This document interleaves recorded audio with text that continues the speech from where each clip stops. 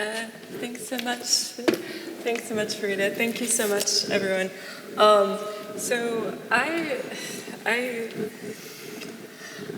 just going to tell you a lot of rough ideas I'm feeling lately, because I think a lot of people are very confused by this moment in time when it comes to internet culture, confused about what we even want from the internet or from technology. So I was just playing around and looking at quotes that I've saved, and I just like this one. There are things that are not sayable, that's why we have art, by Leonora Carrington. But if you just play around with that a little bit, there are things that are not sayable, that's why we have internet, Leonora Carrington. That's what emojis are for, maybe. And I can keep doing this. So art, like play, can have a very serious purpose. I think one of the most serious purposes that art can have is helping children deal with the difficulties in their lives. That's Grayson Perry. How about with internet? I definitely agree with that. And there are no rules, that's how art is born, how breakthroughs happen. Go against the rules or ignore the rules, that's what invention is about, Helen Frankenthaler. There are no rules, that's how internet is born.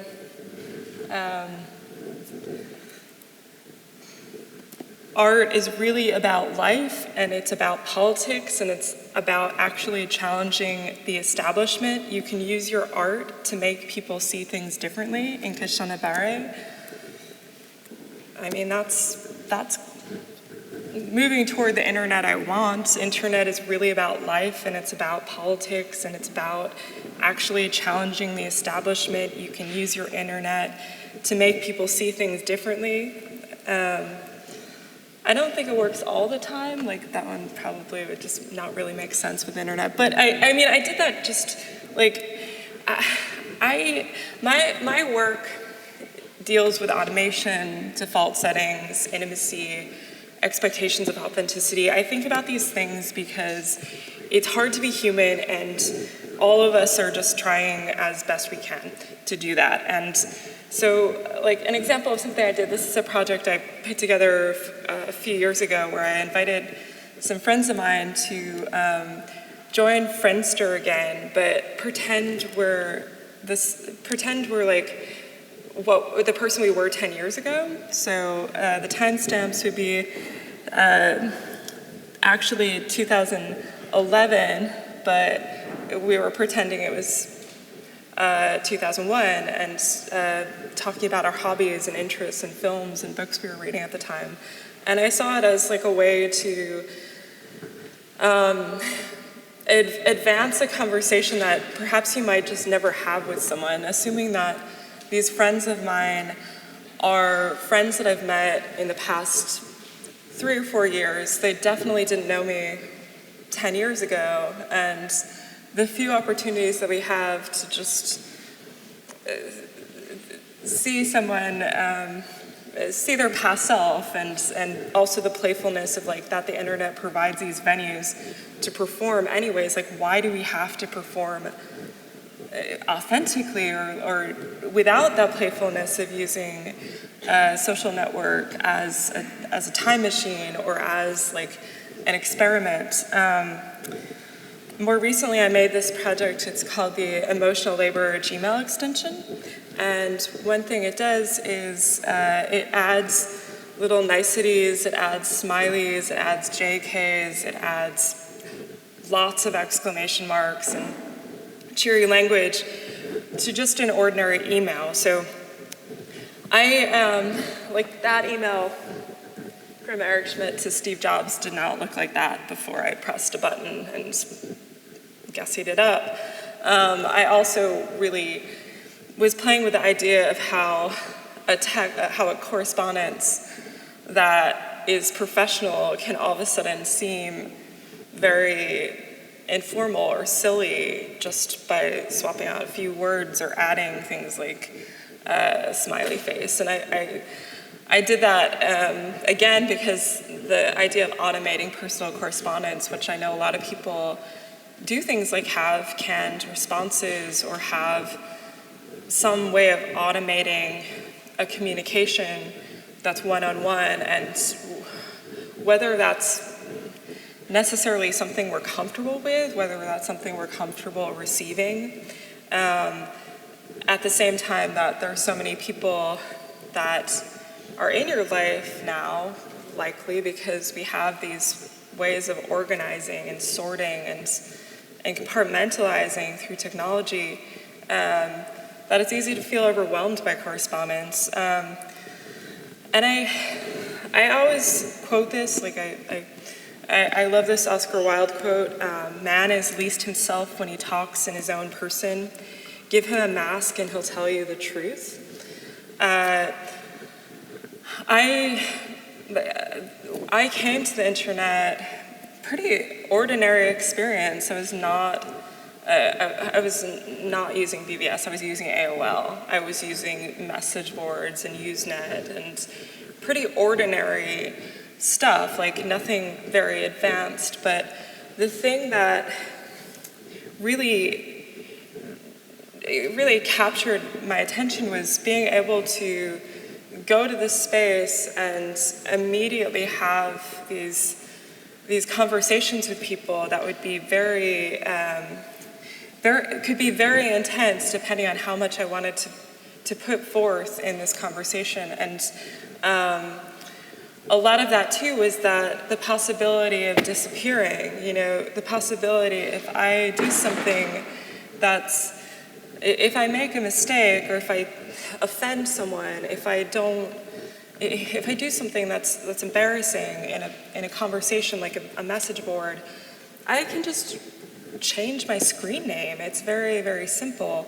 And that freedom, this was at a time that I was a teenager, that freedom to experiment and figure out who I was, what my interests were, experiment with a lot of aspects of my identity is something that I feel really shaped who I am today in a very positive way. And I think a lot about how to preserve these experiences for kids growing up right now, how important it is to have venues and vessels that they can find a community and be validated. And normally when you talk about identity, I mean, there's identity in the sense like, yes, a lot of, it's incredibly helpful if it's, your sexual orientation or your gender identity. So many people that I know have looked to the internet as providing quite a lot of support and comfort and again, finding validation in a supportive community. But it can just be, very simple, everyday stuff. Like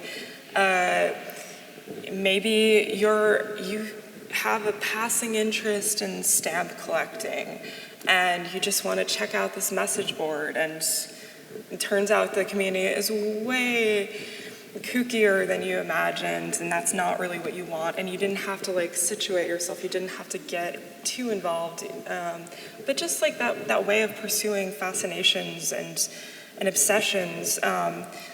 This is definitely corny, but one of the first things I went to when I was my first experiences on the internet was I accessed this artist chat room.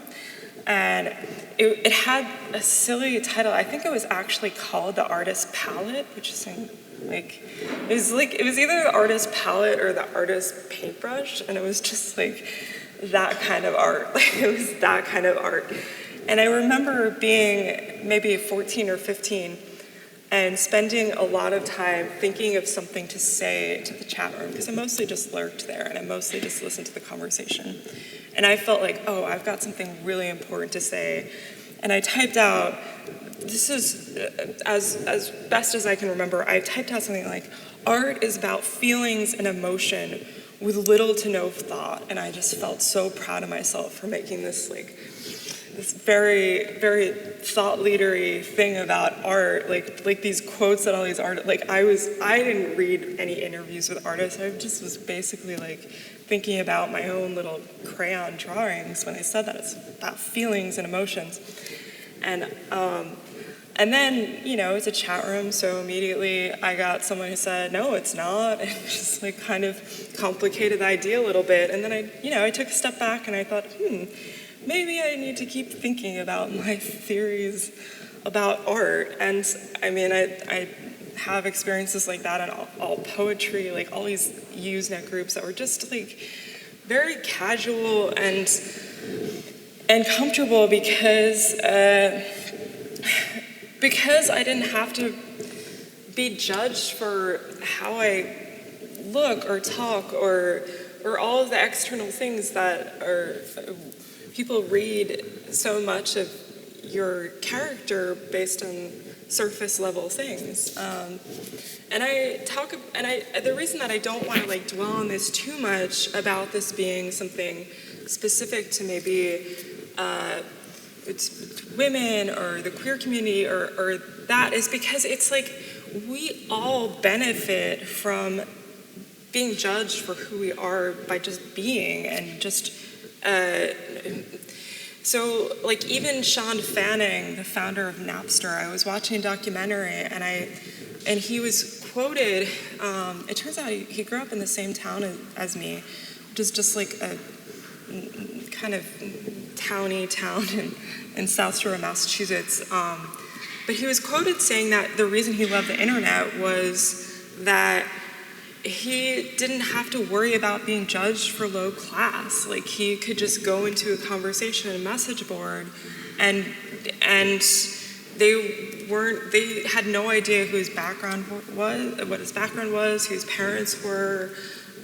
Boston being kind of a place that has like a lot of stigma around, your background, and even Edward Snowden in Citizen 4. There's a pretty famous scene where he's talking about, being a teenager and going to forums on the internet and being able to talk to someone as just, as a teenager talking to who knows what, possibly someone in their 40s that has no idea who he is or his expertise or any characteristics that could alter whether someone respects your opinion or not.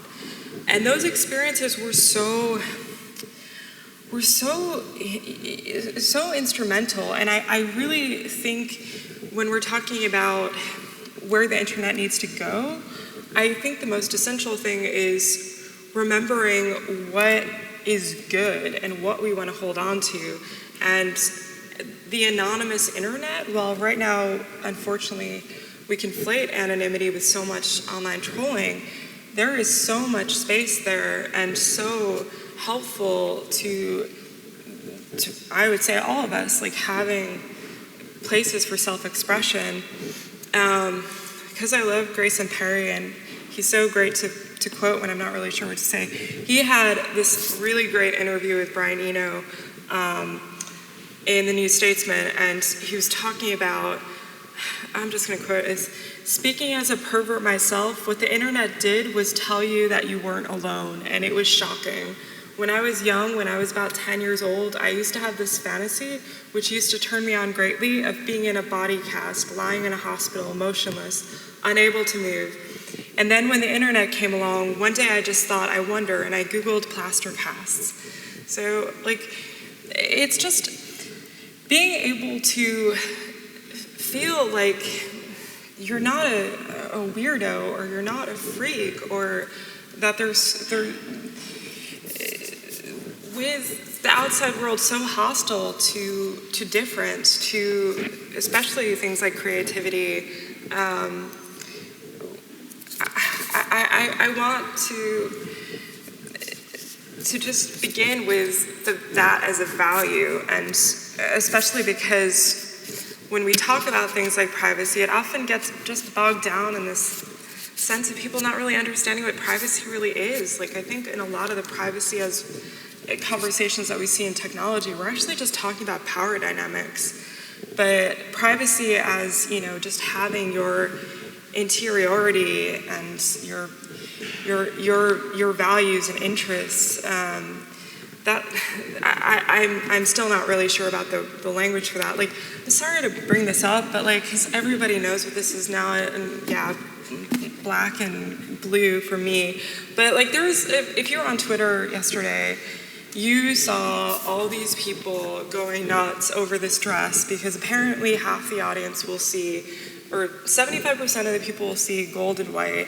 I see blue and black, and that's because color cones in your eyes that are sensitive to light. No one totally understands, and apparently this is one of the most exaggerated examples of a photograph creating this difference in seeing your perception of colors. But what I loved about it was all of a sudden Twitter was porous. Twitter was not about communities. Twitter was an open conversation, which was what I miss so much about being able to step into a chat room without any preconceived expectations. Who are my friends? What's my community?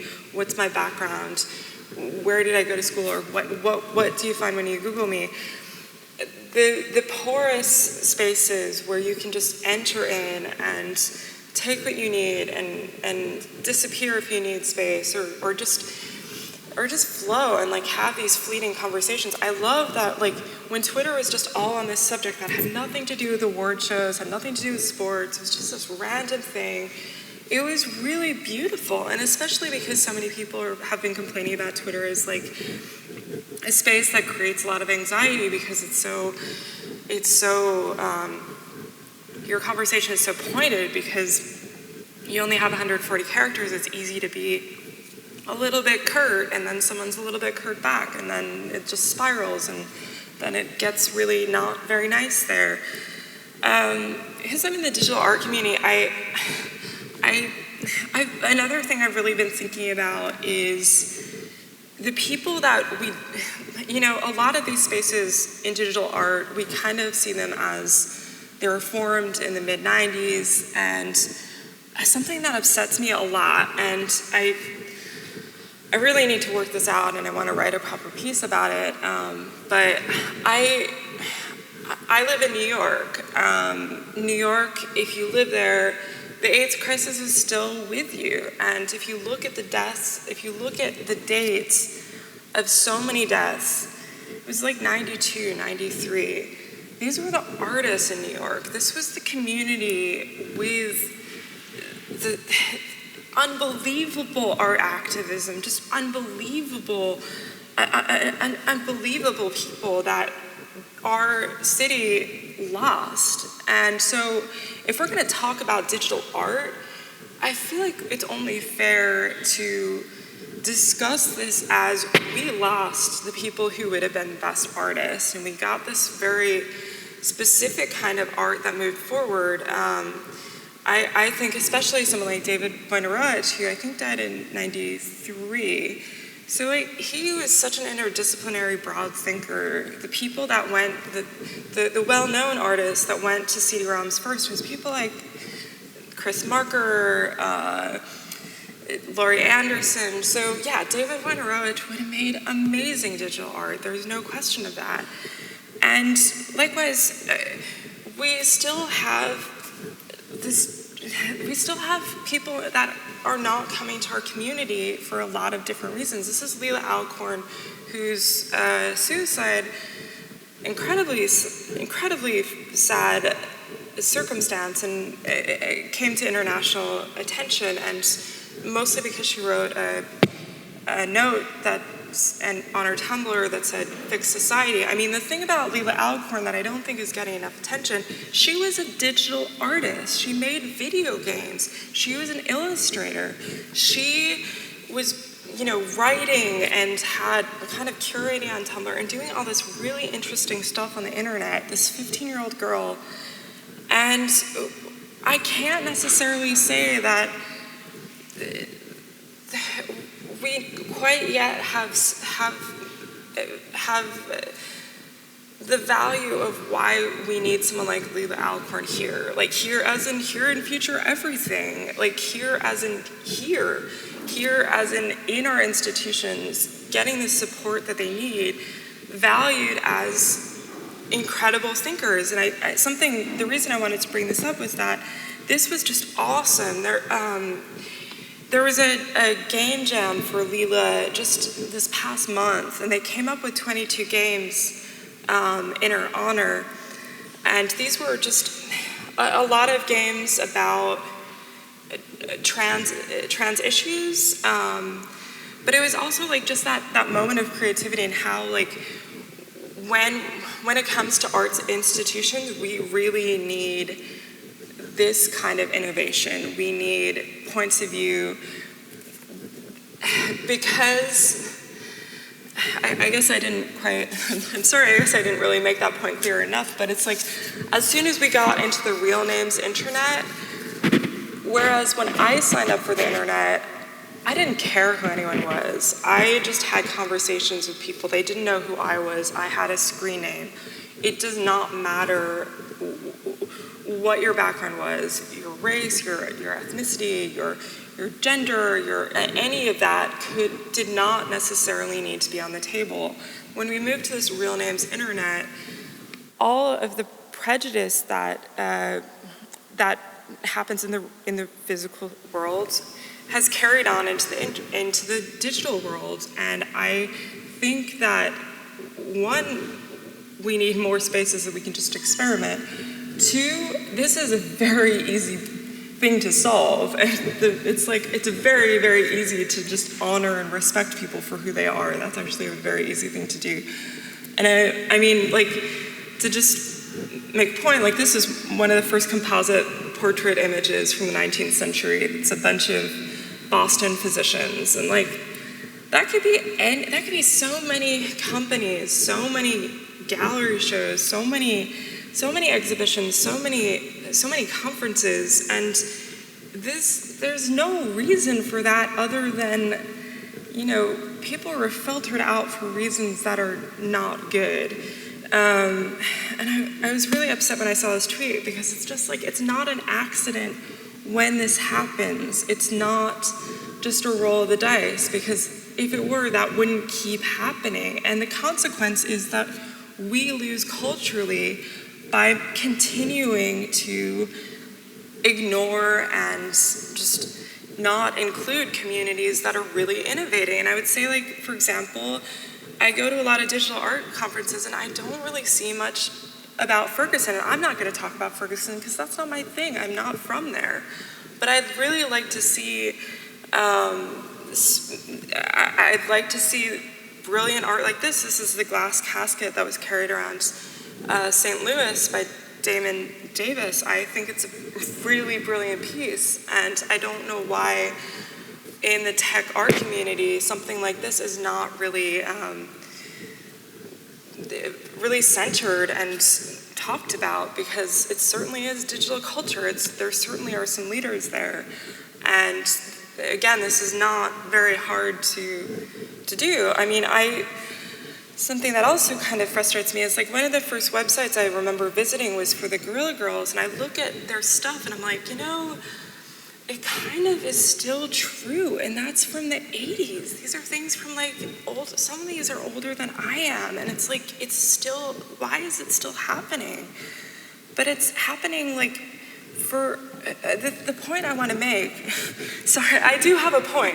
The point I want to make is, like, this is the easiest problem to solve. We have computers. I made this site called Learn to Search. It's what it says on the tin. Search the internet. Like, if you search the internet, you can find art in St. Louis. You can find people. You can find Leila Alcorn's video games. Like, you can find all this stuff, and it's just like, we need this here. I title this talk Our Internet, because my internet was a space where I could show up and be respected as, like, a really, really awkward 14-year-old, and no one had any idea who I was or anything about me. And I want to move forward. I want to see that value coming to the physical world. And yeah, I know there's like, we don't really have physical space and digital, it's all interlinked now, but like, you know what I mean. There's screen culture and there's real names culture and there's that space of just acceptance because we're all here and we're human beings and anyways, so that's my solution for the internet. We have search engines, and I think that since we have search engines, we should resolve to use them and use them well. Thank you.